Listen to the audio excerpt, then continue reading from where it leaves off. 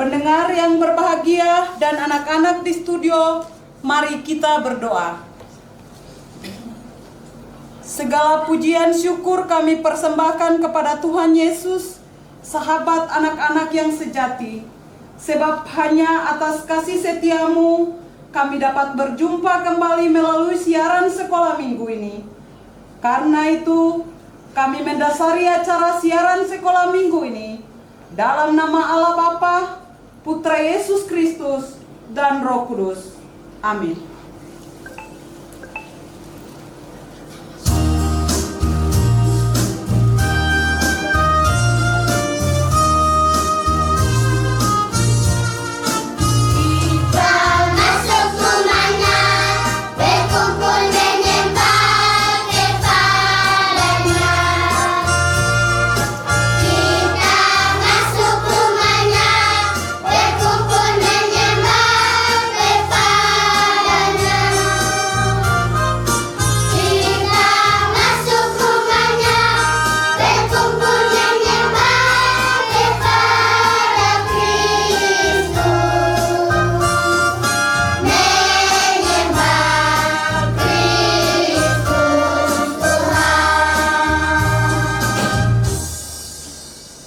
Anak-anak di studio dan para pendengar, saat ini kita akan mendengarkan firman dalam Alkitab Perjanjian Lama.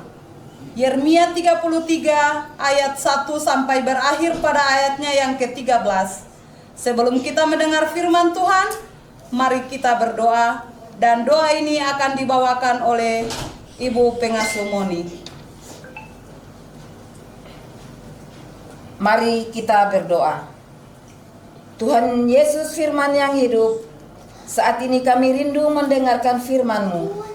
Curahkanlah Roh-Mu yang kudus, supaya kami dapat mengerti firman-Mu dan menjadi pelaku firman yang setia. Amin. Pembacaan Alkitab terdapat dalam Yeremia 33 ayat 1 sampai 13 dengan judul Janji Pemulihan Keadilan Yerusalem dan Yehuda. Datanglah firman Tuhan untuk kedua kalinya kepada Yeremia ketika ia masih terkurung di perantaran penjagaan itu. Bunyinya, beginilah firman Tuhan yang telah menjadikan bumi dengan membentuk dan menegakkan. Tuhan ialah namanya. Berserulah kepadaku, maka aku akan menjawab engkau dan akan memberitahukan kepadamu hal-hal yang besar dan yang tidak terpahami, yakni hal-hal yang tidak kau ketahui. Sebab beginilah firman Tuhan Allah Israel mengenai rumah-rumah di kota ini dan mengenai gedung-gedung istana Raja Yehuda yang dirobohkan untuk dipakai terhadap tembok-tembok pengembungan dan pedang. Orang akan masuk pertempuran melawan orang-orang Kasdim dan kota ini akan penuh dengan bangkai-bangkai manusia dan telah kumpul mati karena murkaku dan kehangatan amarahku. Sebab aku telah menyembunyikan wajahku dari kota ini oleh karena segala kejahatan mereka. Sesungguhnya aku akan mendatangkan kepada mereka kesehatan dan kesembuhan, dan aku akan menyembuhkan mereka dan akan menyingkapkan kepada mereka kesejahteraan dan keamanan yang berlimpah-limpah. Aku akan memulihkan keadaan Yehuda dan Israel dan akan membangun mereka seperti dahulu. Aku akan mentahirkan mereka dari segala kesalahan yang mereka lakukan dengan berdosa terhadap aku. Dan aku akan mengampuni segala kesalahan yang mereka lakukan dengan berdosa dan dengan memberontakan terhadap aku.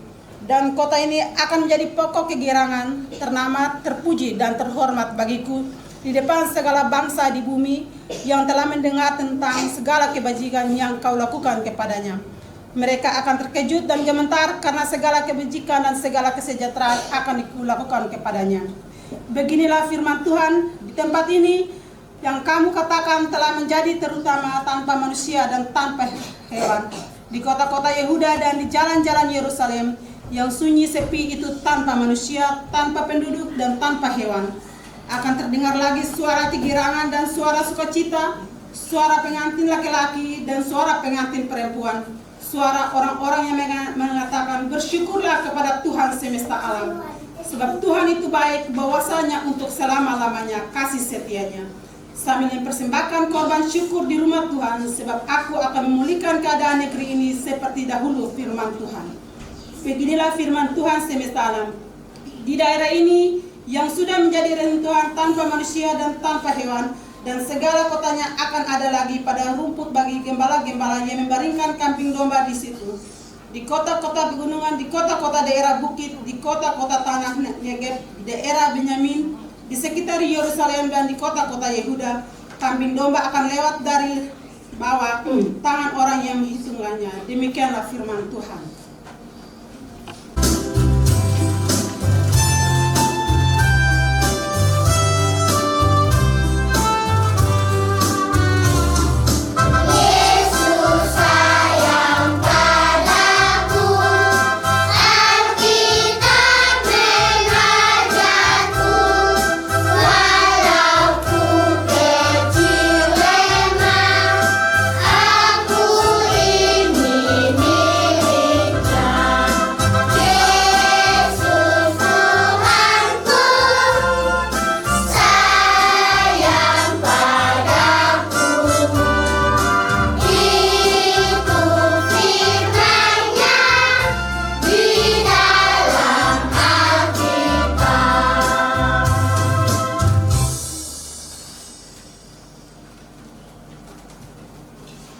Anak-anak dan para pendengar di rumah yang berbahagia, saat ini kita akan belajar tentang tokoh-tokoh PI di Maluku yang salah satunya ialah Yosef Kam. Apakah anak-anak tahu siapa itu Yosef Kam?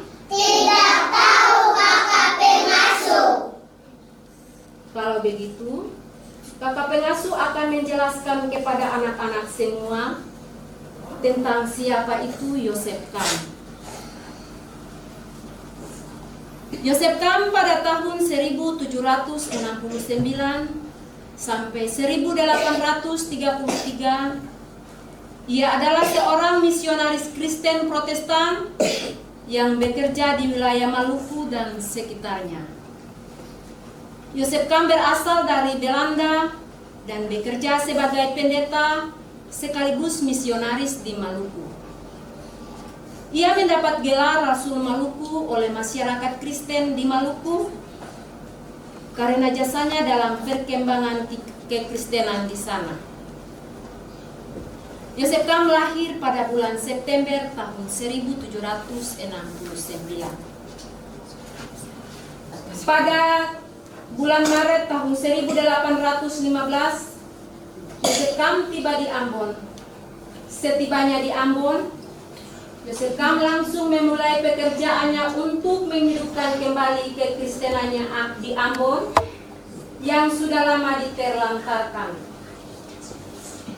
Dalam pelayanannya di Maluku, Yosef Kam melakukan semua tugas seorang pendeta seperti berkhotbah, mengunjungi jemaat-jemaat di pedalaman, memperdamaikan perselisihan dan pertengkaran, dan melayangkan sakramen-sakramen.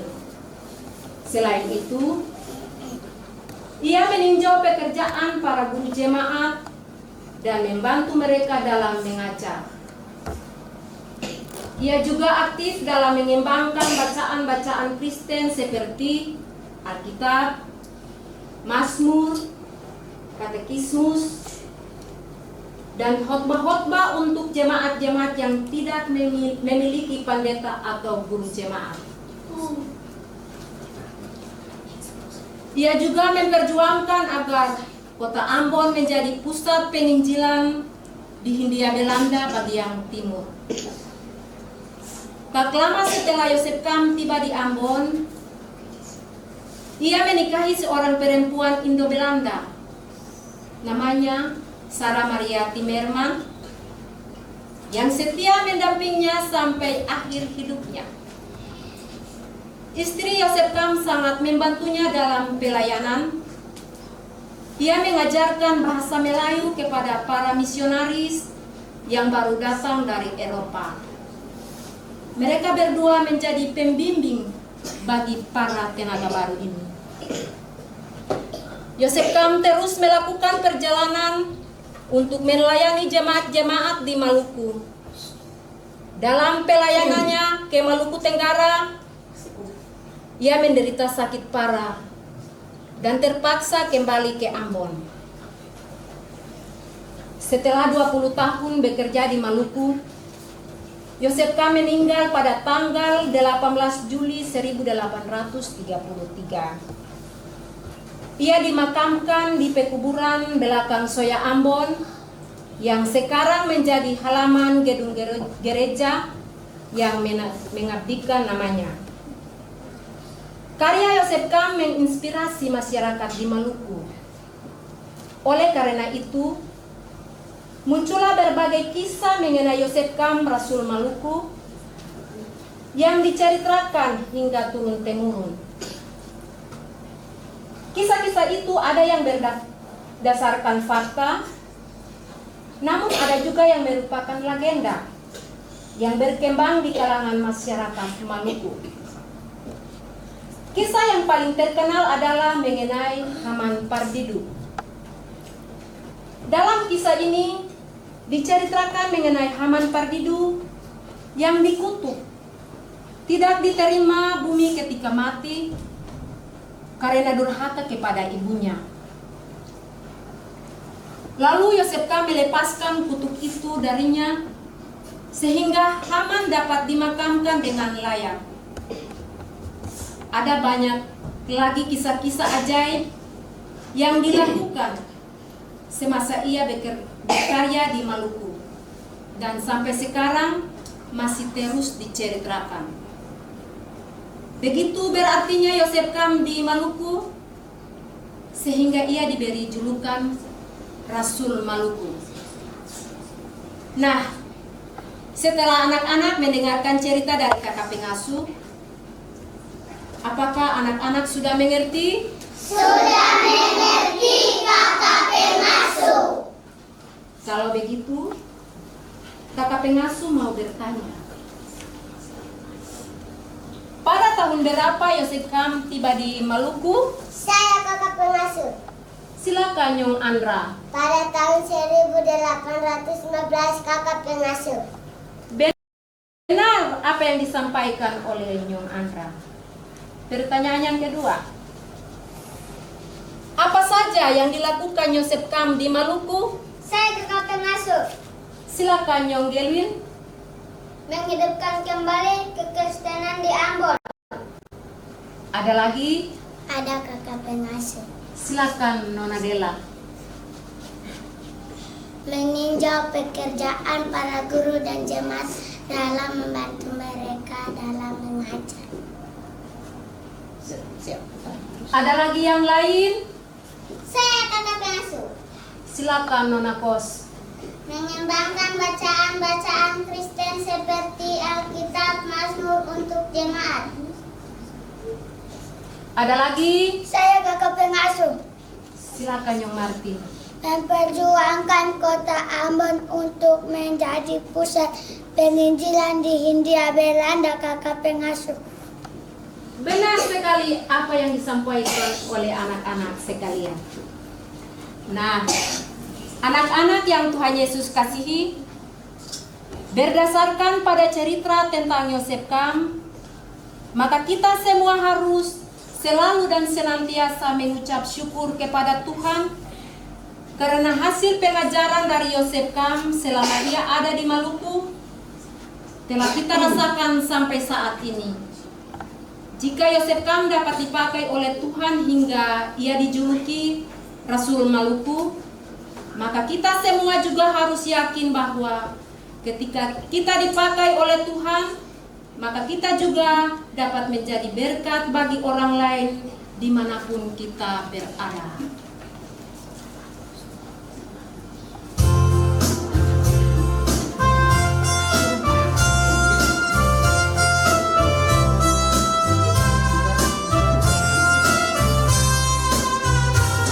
Aku anak terang, tugasku memberi terang. Aku anak terang, Yesus yang jadikanku. Aku anak terang, aku tak boleh berjuang.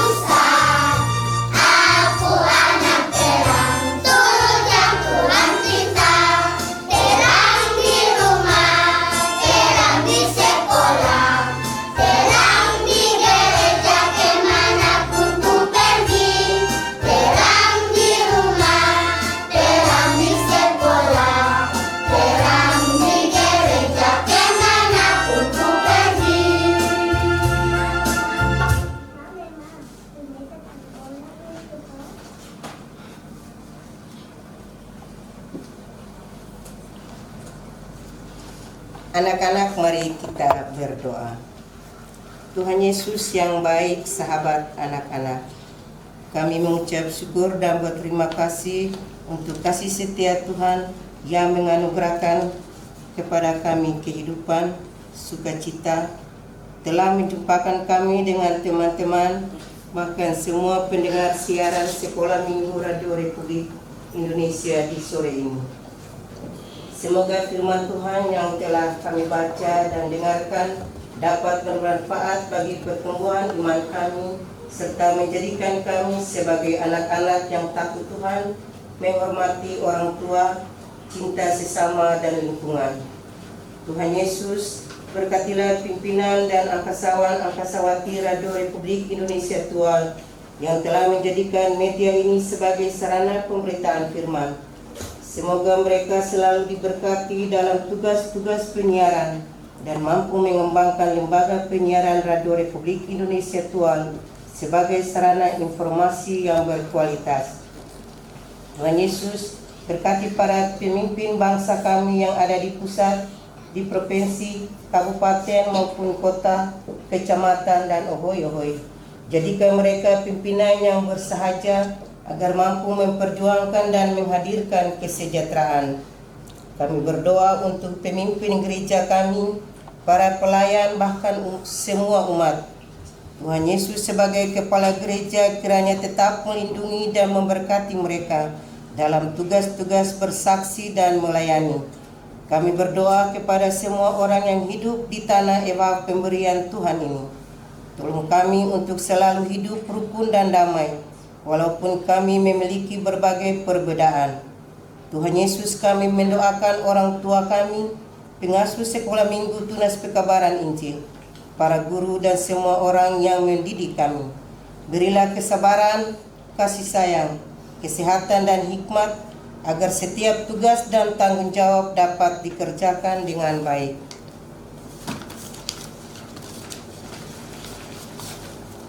Kami berdoa bagi sesama kami yang berada dalam kesusahan dan penderitaan, yang sakit, kehilangan orang tua, kelaparan, bahkan tidak bersekolah karena kesulitan ekonomi. Semoga Tuhan Yesus menyertai dan memberkati mereka. Tolong kami Tuhan, agar kami dapat menjalani hidup dengan baik dan berkenan bagi Tuhan. Ampunilah kesalahan kami Tuhan. Lalu hanya di dalam nama Tuhan Yesus kami berdoa dan bermohon seraya mengucapkan doa Bapa kami secara bersama-sama. Bapa kami yang ada di surga, dikuduskanlah nama-Mu, datanglah kerajaan-Mu, jadilah kehendak-Mu di bumi seperti di surga. Berikanlah kami pada hari ini makanan kami yang secukupnya, dan ampunilah kami akan kesalahan kami, seperti kami juga mengampuni orang yang bersalah kepada kami. Dan janganlah membawa kami ke dalam pencobaan, tetapi lepaskanlah kami daripada yang jahat. Karena Engkaulah yang mempunyai kerajaan dan kuasa dan kemuliaan sampai selama-lamanya. Amin.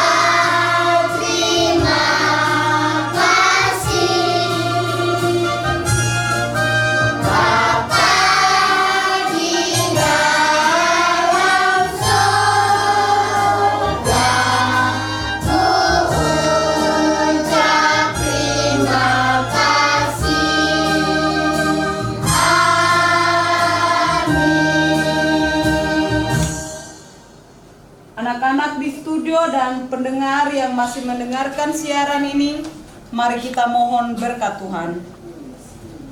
Kasih karunia dan damai sejahtera dari Allah Bapa, cinta kasih dan keselamatan dari Tuhan Yesus Kristus, dan Roh Kudus menyertai kita. Amin.